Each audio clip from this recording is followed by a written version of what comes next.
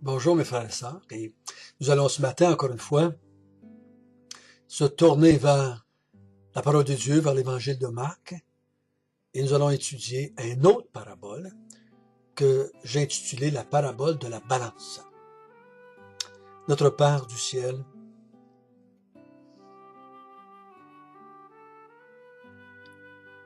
c'est avec joie, encore une fois, que on s'assied à tes pieds,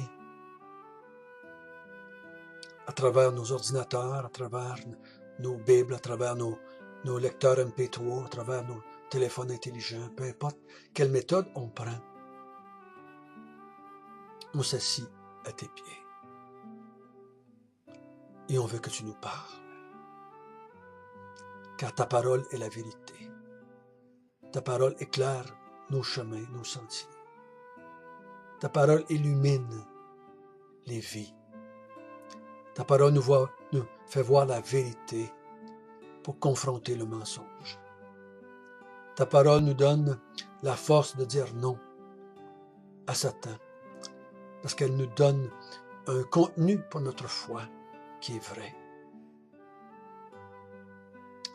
Mon Seigneur, instruis-nous encore une fois par cette parabole qu'on appelle la parabole de la balance. Au nom de Jésus, nous te prions. Amen. Les paraboles. Vous vous souvenez des trois buts de la parabole, des paraboles? Premièrement, le premier but de la parabole, c'est d'enseigner. Pas enseigner n'importe quoi, mais dans notre texte du chapitre 4 de Marc, le but c'est de révéler le mystère caché du royaume de Dieu. Le mystère. Le royaume de Dieu, tous les Juifs attendaient le royaume de Dieu. Tous les Juifs désiraient le royaume de Dieu. Mais pas le royaume de Dieu comme Jésus présentait. Donc Jésus dit, je vais me servir des paraboles pour vous enseigner le royaume de Dieu tel que Dieu le conçoit, tel que Dieu le veut, tel que moi qui est le roi de ce royaume de Dieu-là, je veux gouverner. Donc, le royaume de Dieu, faut pas l'inventer ou prendre nos désirs par rapport au royaume de Dieu pour la vérité. Le royaume de Dieu va nous être révélé à travers les paraboles de Jésus. Et on a vu que les paraboles aussi étaient utilisées comme méthode d'enseignement parce qu'ils divisent. Ils se divisent entre ceux qui sont du dedans et ceux qui sont du dehors. Ceux que Dieu a choisis et qui vont comprendre ce que les paraboles veulent dire, et ceux qui sont du dehors, ceux que Jésus n'a pas choisis et qui vont pas comprendre l'enseignement des paraboles. Donc, la parabole a comme pouvoir d'éclairer ceux du dedans et de laisser dans les ténèbres ceux du dehors. On a vu que la troisième raison de la parabole, c'est de garder l'homme humble et donner de la gloire à Dieu, si je peux dire ça comme cela. L'homme ne peut pas comprendre. Il est obligé d'avouer son incapacité à comprendre. Et de demander à Jésus, pendant qu'il était sur la terre, explique-nous, qu'est-ce que tu veux dire par ces paraboles-là? Qu'est-ce que tu veux dire? Quel est le sens spirituel de cela? Aujourd'hui, ceux qui lisent la Bible comptent sur le Saint-Esprit pour les éclairer afin de comprendre l'enseignement des paraboles. On a vu jusqu'à date la parabole du semeur,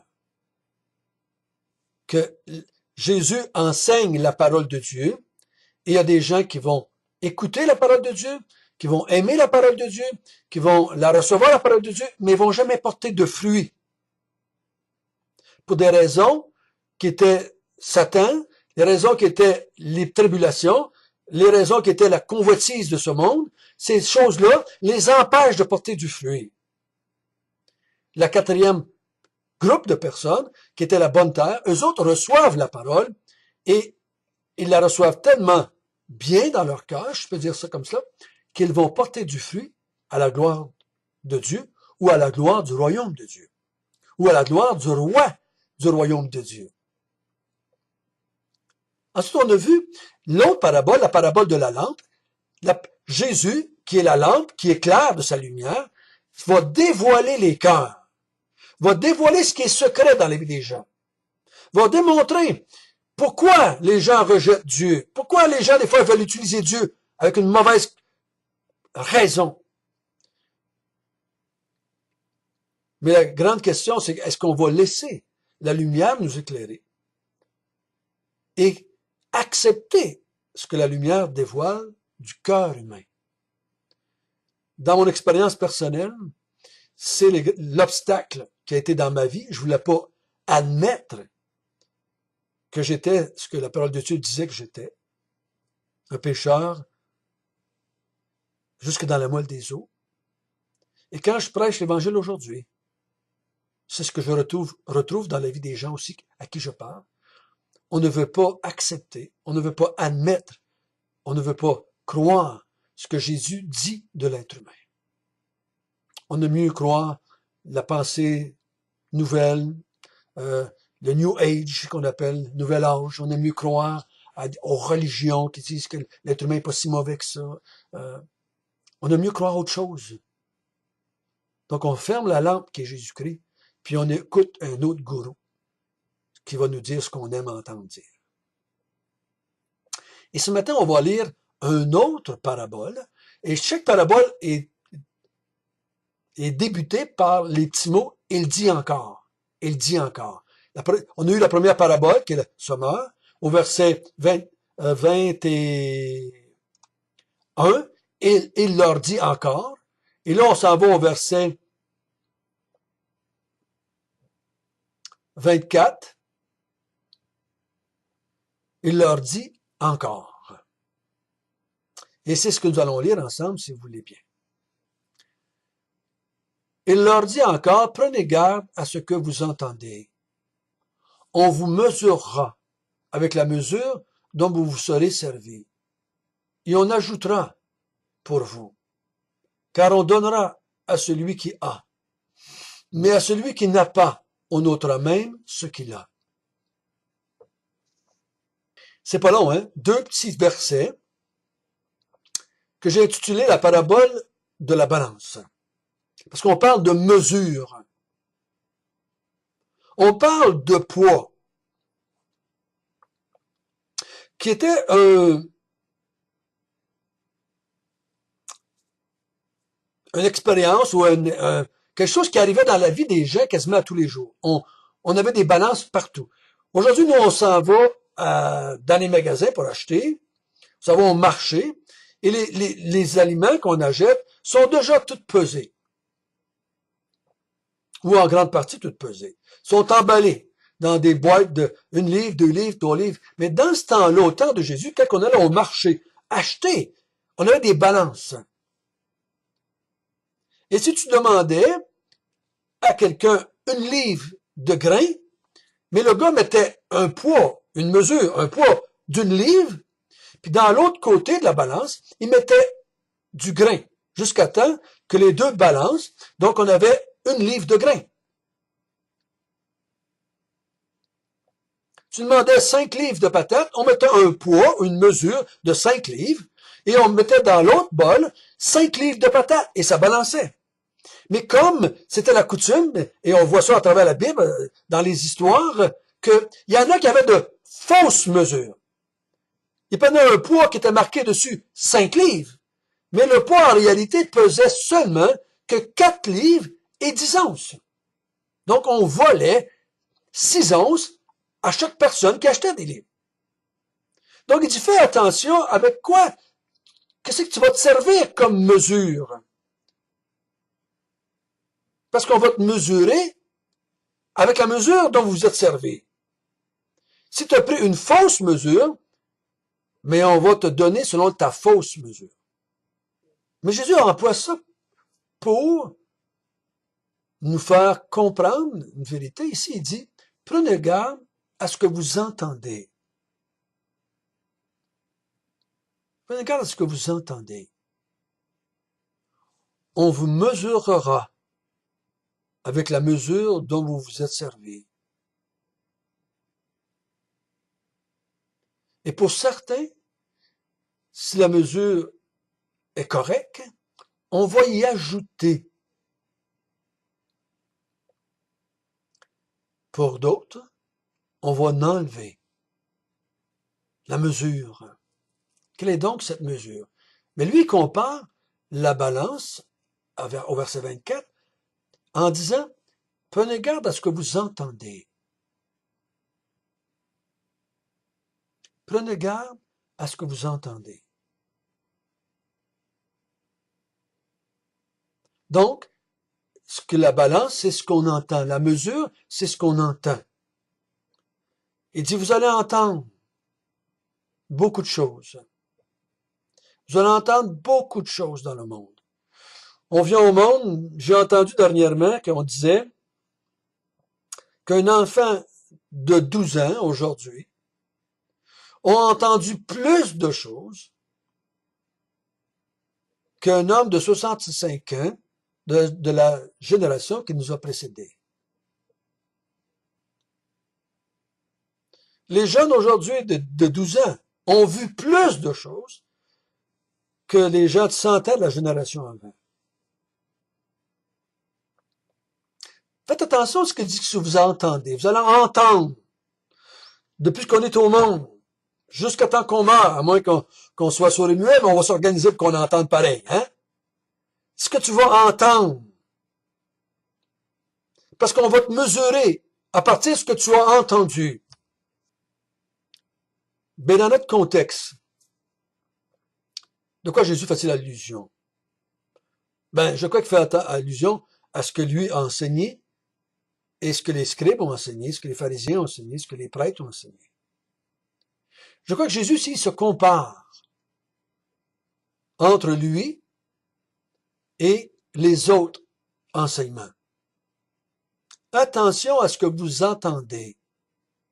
Ce que vous avez pour entendre. Attention à ce que vous entendez. Ce que vous entendez est-il vrai? Ou c'est faux? Si vous vous mesurez avec ce que vous entendez, soyez sûr que la mesure soit bonne.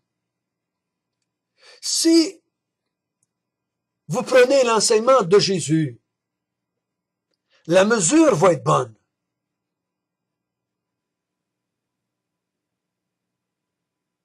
Parce que ce qu'on va mettre dans la balance, là, c'est vous.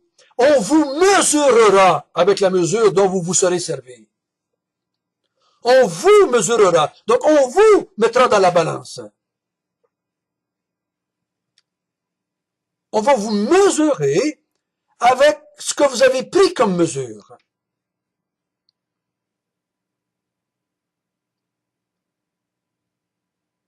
Donc, vous êtes mieux, Jésus dit, d'avoir la bonne mesure. Vous êtes mieux d'avoir le bon poids, un poids vrai, une mesure juste. Parce qu'on va s'en servir pour vous mesurer. Et dit, si tu as pris un bon poids, on va ajouter, on va te faire du bien avec ça. Si tu as pris un mauvais poids, on va t'enlever même ce que tu n'as pas. Qui est ton enseignant? Bouddha ou Jésus? Krishna ou Jésus?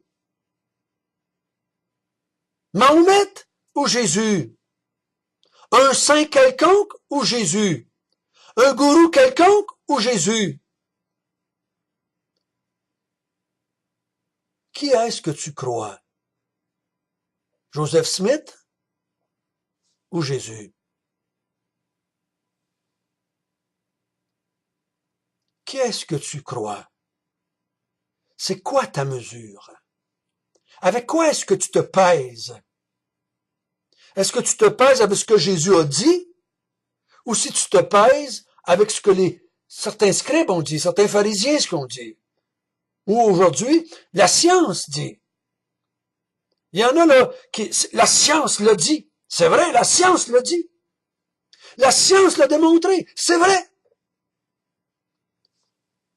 Jésus, lui, c'est le bon poids. C'est la bonne mesure. Oh, il y en a qui vont vous dire toutes sortes de choses sur le royaume de Dieu. Il y en a qui vont vous dire comment faire pour entrer dans le royaume de Dieu, comment vivre dans le royaume de Dieu, qu'est-ce que c'est le royaume de Dieu. Oh, il y en a qui vont vous dire un paquet d'affaires. Mais Jésus vient, lui, puis il dit, moi, je viens vous annoncer l'évangile de Dieu. Je vais vous faire connaître le mystère du royaume de Dieu. C'est mon poids qui est juste. C'est ma mesure qui est bonne. Quand Jésus parle du royaume de Dieu, il a toujours raison. Quand Jésus parle de l'être humain, il a toujours raison. C'est lui qui a créé l'être humain. Il sait comment l'être humain est fait. Il connaît les cœurs. Il est la lumière. Donc, il voit dans ton cœur. Peu importe ce que tu penses de toi. Peu importe ce que ta femme dit de toi. Peu importe ce que tes enfants disent de toi. Peu importe ce que ton gourou dit de toi. Jésus, c'est la lumière. Et voit ton cœur tel qu'il est dans les profondeurs qui sont là. Moi, je vous dis, si toutes mes pensées de ma vie passeraient sur un mur blanc, j'aurais une honte terrible de toutes les pensées que j'ai eues, tous les gestes que j'ai faits dans le secret et dans l'intimité, toutes les pensées, toutes les raisons que je disais pas aux gens pourquoi je faisais les choses. Je suis prêt à accepter que Jésus les voit, parce qu'il est miséricordieux, parce qu'il est plein de compassion. Et si je dis, oui, c'est vrai ce que tu montres de moi, oui, c'est vrai ce que tu dis, je crois en ce que tu dis, j'accepte ce que tu dis de moi, il est prêt à me pardonner mes péchés. Il est prêt à pardonner mes péchés. Mais si je continue à penser que ce que le gourou dit est vrai, et que je dis, non, je suis pas si pire, non, je suis correct, ce que je crois de moi est correct, je suis capable de... On va t'enlever même ce que tu as. On n'ajoutera pas, on va l'enlever. Je crois que c'est pas facile à comprendre ici. Comment peux-tu l'enlever ce que j'ai pas? Hein? Je crois que peut-être que ça s'adressait aux Juifs, hein, de façon spéciale. Ce que tu as eu comme révélation avant, par les prophètes, par la loi, ben même ça ne te servira à rien. Peut-être c'est ça. Mais une chose est certaine, c'est que faut que ma mesure soit juste. Et la mesure, ici, dans le contexte, je crois, c'est Jésus. C'est l'enseignement que Jésus a dit. Mesure-toi avec l'enseignement de Jésus.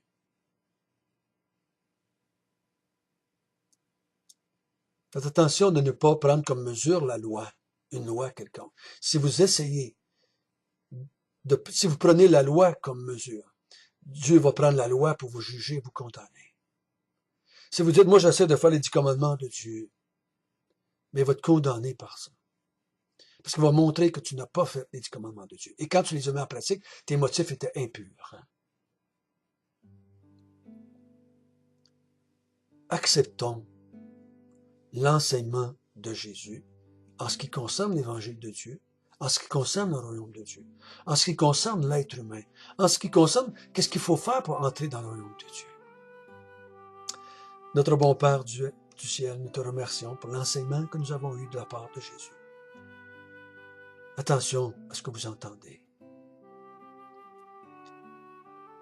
Celui qui m'enseigne, c'est Jésus, c'est sa parole. Et là, ma mesure est juste. Et là, tu vas ajouter à ma mesure. Tu vas me faire du bien à celui qui accepte la mesure que Jésus a mis en place. Ô Seigneur notre Dieu, donne-nous la grâce de faire entendre maintenant aux autres ce que tu nous as dit, afin qu'eux autres aussi aient un poids juste, une mesure juste pour s'évaluer.